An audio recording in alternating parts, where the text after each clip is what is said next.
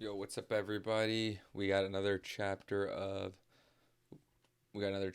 Subtle Sound, the Zen teachings of Maureen Stewart. So, for those that haven't been following along thus far, we actually have been going through chapter by chapter, looking at this book. The book is highlighted. It's shout out Harry Potter, but it's highlighted like Tom Riddle for a bunch of the important parts. So I read through those as well as touch on anything that I think is relevant either around it or maybe that wasn't quite highlighted but was still important nonetheless. So first I'm going to let us get a good look at this first 2 pages here. 1 second. Let me do this. 1 second here.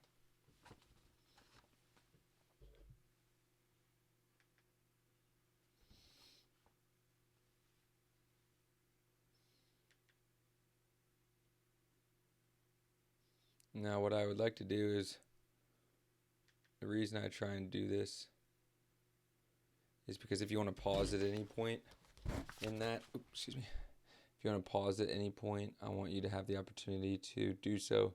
Then you can actually read through each page a little bit ahead of time. So this first highlighted part says, he suddenly realized that deep down inside himself was this living fire. Deep inside of each of one of us is a living ember. Goes on to say, we must dig deeper and deeper, dig deep down, unafraid of what we will find there. This zazen is not just something to make us happy. That's not enough. We go deeper and deeper. Where is that wonderful living coal? So we sit quietly, intensely, gratefully, joyfully, experiencing ourselves, the living aspects of our sitting. Goes on to say, some Zen texts refer to the condition in which the mind is like an instance burner in which everything has been burned out. That is a true description, yet it seems to conflict with the story about the living ember. But please remember that we can never express the essence of Zen with words. We find all kinds of contradictory statements. Now the next highlighted part goes on to say, we can't say Zen is this or that. We must enact it. We must show it through a spontaneous, lively, spirited act. And this chapter is called The Circumstance of Teaching, in case I didn't say that a little earlier. Got 2 more pages right here for you. This is the 3rd chapter in a row that's been pretty short. If anything, I'll do 1 page at each time real fast.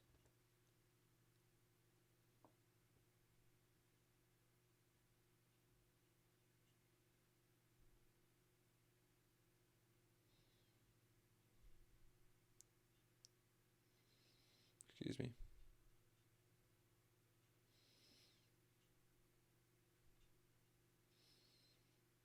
All right.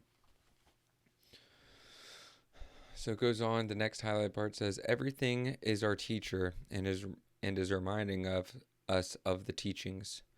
All the circumstances of our life are teaching us. Each one of us has a profound teaching given to us. Sometimes it is illness, sometimes death. Goes on to say, yesterday a woman came and told me about the suicide of her father.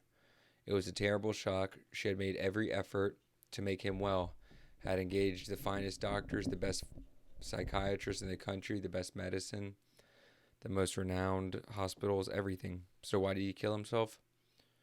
What a teaching that was. He chose, he told her over and over again, not to live. He wanted to give up, but she kept forcing her own idea onto him, that it was better to live. Then the next highlighted part goes on to say, who knows whether or not it is better for someone else to live or die? How do we learn to accept this? How do we learn not to force our own egocentric ideas on others, even when they think they are not mentally competent? The chapter concludes with, we are all given such a Zen test day by day. What is our test? What is our day-by-day koan? It has nothing to do with searching in books for answers, but with responding as Eisen did, creatively and freely. Our responses must come out of our own Zen spirit, not out of some foolish imitation of what we think a spontaneous act would be. Self-consciously unusual or eccentric behavior merely stinks of Zen. I'm going to read that again. Hold on. Our responses must come out of our own Zen spirit, not out of some foolish imitation of what we think a spontaneous act would be. Self-consciously unusual or eccentric behavior merely stinks of Zen. With strong, disciplined practice, we discover the emptiness out of which comes true freedom, true creativity. All right, well, that'll be the end of that chapter. Next, we have Building a Temple, chapter 11. We'll get back to that. So with each of these chapters, I always kind of give like a little bit of a, maybe what's going on in my life, like an antidote for the way I kind of received that message. And I always request that for the viewer to let me know in the comment section, or let me know how you interpreted these messages or how you interpreted these readings, just so I can get a different idea other than my own. If you agreed with me, that's fine. Or if you saw it the same way I did, or if you would see it the same way I do, that's okay. You can let me know that too. But if not, that's fine. But if you think of something differently, let me know that as well, because I would love to see or hear someone else's input.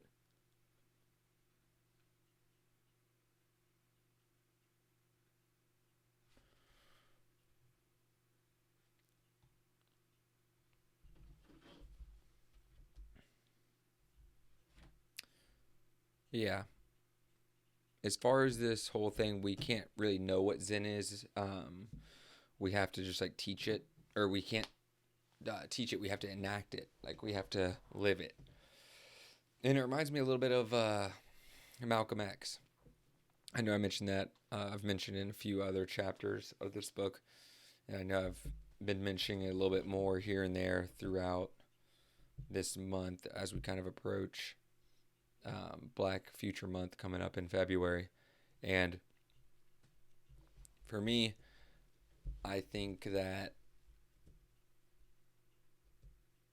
whenever I see that, like, oh, you can't like tell someone what Zen is, you just have to let them, you just enact it, and that will show them. Basically, it reminds me a lot of Malcolm X. And in Malcolm X, there's this part where in the movie, well, it's in the book as well, but in the movie, Elijah Muhammad is holding up a glass of water to Malcolm X, to old Detroit Red, and he's showing him the glass is dirty, or the water's dirty. And then he holds up a glass of clear glass next to that. And he's like, look at these two glasses. And he's like, what we're doing here is showing people through like action why Islam, this is in the book, or in this case, like why meditation's good or why Zen is good.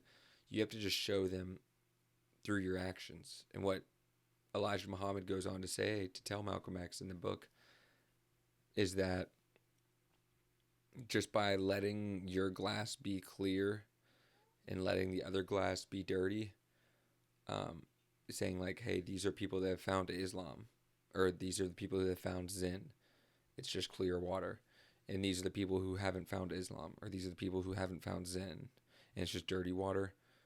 And he's like, all you have to do, or all anyone has to do, that is living that life of Zen or living that life of virtue, all they have to do is merely exist. Because people that are not living that life will see the people living that life, and that will make them want to be like these people. So it's not a good idea to try and like grandstand or to make people feel inferior to you based on your meditation techniques or you meditating in general. If you're ever like condescending to anyone about meditating, then you're in it for the whole wrong reason. And it's unfortunate because meditation isn't meant to be like that. Meditation is meant to be a practice in which you don't really seek out any sort of external views, I guess. It's you do it because you solely want to do it yourself. You don't necessarily want to do it because you think it's the cool thing to do or you think it's the trendy thing to do. You do it because you think it's the right thing to do. And what this is saying is that you don't need to necessarily force that onto people. At least that's my view of what it's saying. Hold on.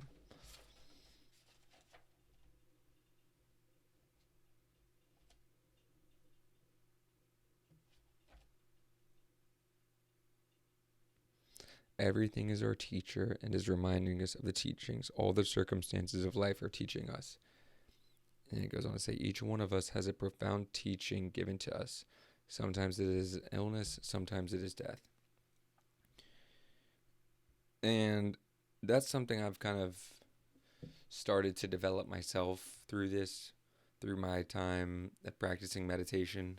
Again, if this is your first time watching these videos, I'll give a little bit of BG on me, a little bit of background here. I've meditated for like 2 years, and it's not something I've ever posted about on social media. This is, I guess, me posting about it on social media, but it's not like I'm linking. This YouTube channel isn't linked to any of my like social media that I grew up with. It's like I'm just solely putting this out there to put it out there. And if people end up making their way over from other social medias of mine, so be it. But that's not going to be because I posted about it. That's going to be because they ended up finding it on their own volition.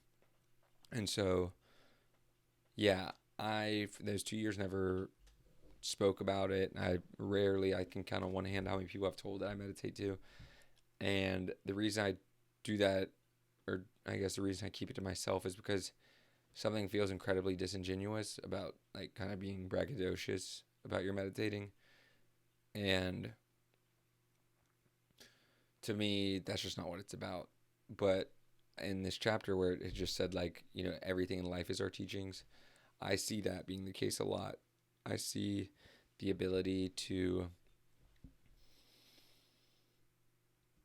listen to people. I see the ability to really look at people, like really look at them. It's interesting. It's interesting how they say like eyes are a gateway into the soul. And I guess to relate it to me,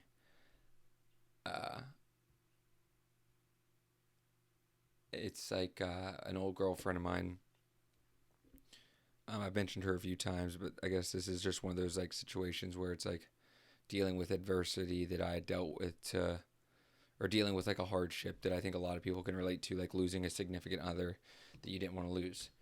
And to me, I kind of like, when we split up, I was sad, obviously, but at the same time, like I was kind of at peace with it, because I was like, either if you love something, you let it go, and either she'll make her way back to me, and then we'll be together, or she won't, and that's perfectly fine because she was never mine then to begin with. And just like a few chapters ago, everything is transitory in life. She's gonna be a dust in the wind one day. I'll be dust in the wind. We're all just passing through. So we spent our time together. We butted heads, and then we separated. And it was like ultimately me that drew the line in the sand, where it's like, I told her like, hey, don't contact me anymore, else I'm gonna let your new person know that you've been contacting me. And I don't think he'd appreciate that. And I know that you deep down wouldn't appreciate it if he was doing the same thing. So you just need to stay away from me. I'll stay away from you. And like, we have the DMZ, the demilitarized zone. But to me, the reason I mention that is I guess it's difficult to say. I think it's important that we as people can kind of have these relationships, but also like love someone but let them go. And I know that a lot of people would maybe like freak out, or like you post stuff on social media, you try and get like sympathy from people. That's a terrible way to go about it. Guy or girl, non-binary, what are you, or whatever you are, it's not a good way of doing that. And um, it's like you don't want to be that person who kind of seeks attention based on like hardship you're dealing with, especially if you're a guy. But I think any gender. But ultimately, um, I'm happy that things have gone the way they have, and it'll be interesting to see like how things eventually kind of shake back, and part of that experience, at least for me, was like learning to let go. Where I'm like, sometimes you just want to fight so hard to like make something happen or keep someone in your life that you kind of start to almost lose sight of who you are. And you don't want to do that either. And in her case, her and I have been together so long that we had like, it's like once you're together with someone for a few years, you start to kind of like really get to know someone on like a deeper level. And we kind of had like this, like we knew each other better than anyone else knew each other. But it was really what it kind of showed to me towards the end was that it was me that was wanting to learn more, or it was me that was kind of pushing the envelope forward as far as like new depths of like emotional connection, where I guess that's maybe to be expected if you're a guy. I don't know. I've never been a girl, so I can't say if girls usually push that. Maybe it's just like a personality kind of thing. Maybe it was just like me being interested in her, not. I don't know.